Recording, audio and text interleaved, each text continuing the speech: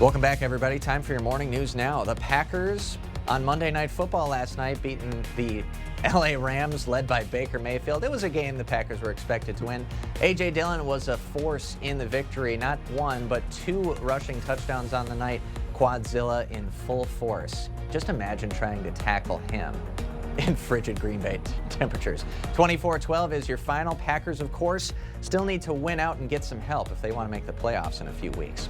On the news front, out of rural Vernon County, an Amish home was destroyed by a fire last night. An Amish elder asked us not to shoot video of the fire, but in this video of firefighters working, you can see the heavy smoke.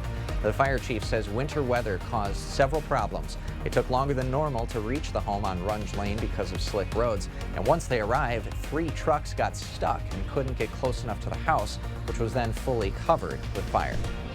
And we had to reach out to a neighboring community and haul water from their hydrants. That was the closest ones, and that's still 10 miles or something away. Quite the ordeal. Now, no one was injured, but the home burned to the ground. The chief believes the fire was started by a kerosene lamp. He's reminding everyone that candles, wood stoves, and overloaded electrical outlets are responsible for many house fires this time of year. As we expect more snowfall in the Coulee region, one local group is asking community members to lend a helping hand. La Crosse's Committee for Citizens with Disabilities says a sidewalk or curb that's not shoveled can be a danger to people who are disabled. Members of the committee say if you have a neighbor with disabilities, offer to shovel their snow for them. They are also working with city officials to create a list of volunteers who can help shovel snow for people who are unable to. If you know someone that is disabled and can't get out there or needs to travel through where you're at, help them out. If a sidewalk is not shoveled, people can file a complaint on the city's website. And then the first citation for a person who didn't shovel could cost you more than $180. 2 of the nation's largest pharmacy chains are now limiting purchases of ibuprofen and acetaminophen for children because of short supply and high demand. The move comes amid nationwide outbreaks of flu and other respiratory illnesses like RSV. So CVS is limiting shoppers to 2 products each. Walgreens, meanwhile, limiting online orders to 6 of that over-the-counter pain and fever relief products.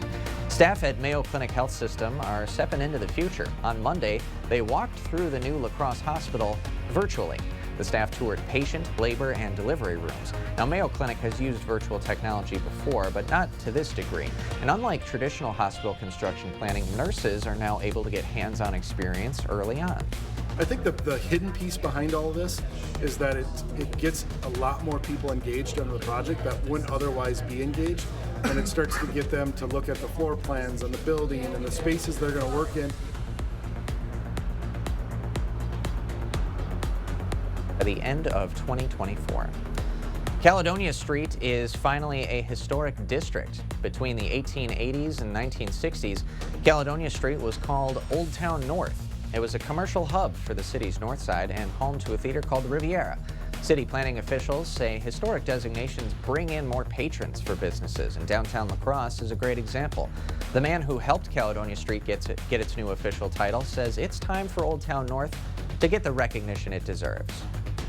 It's just important to know and have that designation and that recognition on the north side. They deserve it. It means, and that little commercial node deserves having that recognition and that national recognition of being a historic district. Ackland says this process has been years in the making. 2 families will have a Merry Christmas thanks to some Holmen community members. This is the first year the Holmen Community Center and the Rotary Club set up a giving tree in the lobby. Visitors took tags off the tree and fulfilled some Christmas wishes. Rotary Club members helped wrap all those gifts, and organizers say the drive was very popular. It was really well received by the community. People came in multiple times. They'd get a tag, get the present, get another tag. Or if we've had people say too, if you have tags left at the end, please let me know and I can financially contribute to this. And members of the community even donated 3 children's bikes. You see them there. All those gifts are going to families in La Crosse County. All right, and as we head out the door this morning, keep in mind today looking good. I know it's cold out there, but at least we got a few bits of sunshine to work with today. Looking at some snow potential, especially Wednesday night into early Thursday, where you see we have those alert days in effect there. We could be talking snowfall accumulations, gusty winds, very dangerous wind chills. And speaking of those wind chills, more than likely Friday and Saturday, where you see the chilly icons there. Christmas Day, mostly cloudy and a high of 10 degrees, Ken. Yeah, not looking really good. And in terms of the snow accumulation on those alert days, how much could our region be looking at? Right now, it looks like the early indications between 4 to 6 inches, but we'll detail those things out as we head into tomorrow, especially. Of course, the model's got to develop. Yeah, before you it gets start a little bit tricky a couple days out, but yeah. Of course, of course. And at the same time, we could be Michigan. We could be the Dakotas. We're kind of in the middle right now of, Exactly. of those extreme weather totals. I think the state of Michigan has been setting quite a number of records with that lake effect. Yeah, it's insane. Buffalo, too. Yeah. Hey, you would know. I'm man. sure you watched that entire game with the Dolphins. That was of course. insane. Yeah. Yeah. I don't know how people live in Buffalo. I don't know. I could never do it. No. That game, that guy had his shirt off, Ken. I know. The I know. Buffalo game. And how do you do that? You'll see guys at Packer games too doing the exact same thing, and I'm not one of those people. Well, I'd be wrapping in 3 sweatshirts.